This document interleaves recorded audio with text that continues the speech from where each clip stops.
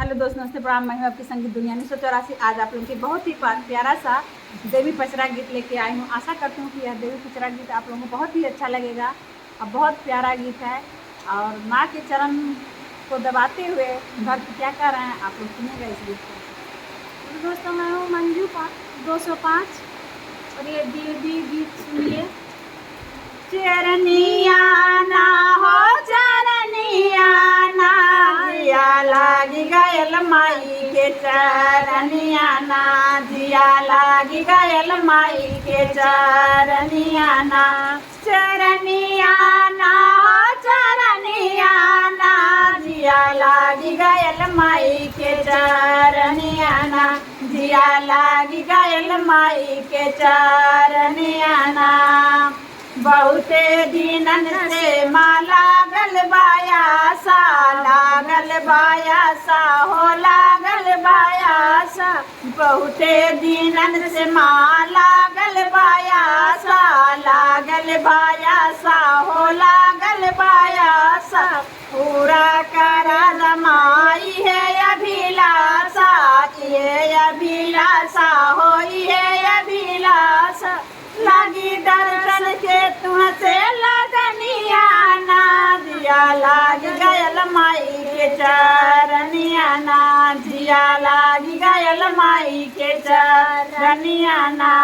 चरनिया ना हो चरनिया ना, जिया लागी गयल माई के चरनिया ना, जिया लागी गयल माई के चरनिया ना।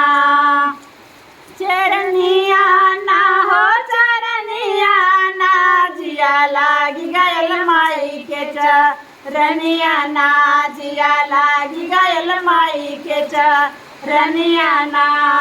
तू ही माँ लक्ष्मी सरस्वती माँ काली, तू ही माँ लक्ष्मी सरस्वती माँ काली। तू ही दुर्गा तू ही मैहर वाली, तू ही दुर्गा तू ही मैहर वाली।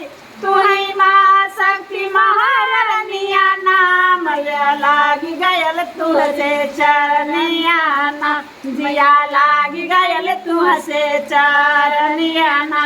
चरनिया ना हो चरनिया ना, जिया लागी गयल माई के चरनिया ना, जिया लागी गयल माई के चरनिया ना। भगवती भक्ति भाव मैया कुछ न जानी, भगवती भाव मैया कुछ न जानी। तुहरे सेवक में मैया पड़ल जिंदगानी, तुहरे सेवा में मैया पड़ल जिंदगानी, पड़ल जिंदगानी हो पड़ल जिंदगानी।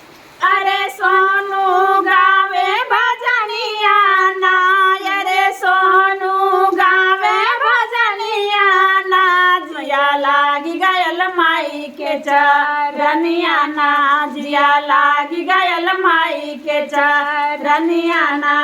चरनिया ना हो चरनिया ना, जिया लागी गयल माई के चरनिया ना, जिया लागी गयल माई के चरनिया ना। चरनिया ना हो चरनिया ना, जिया लागी गयल माई के चरनिया ना, जिया लागी गयल माई के चरनिया ना। बहुत प्यारा सा जय माता दी आपकी गीत है। माता रानी की कृपा बनाए रखें आप लोग। फिर मिलते हैं अगले में भी देख सकते हैं।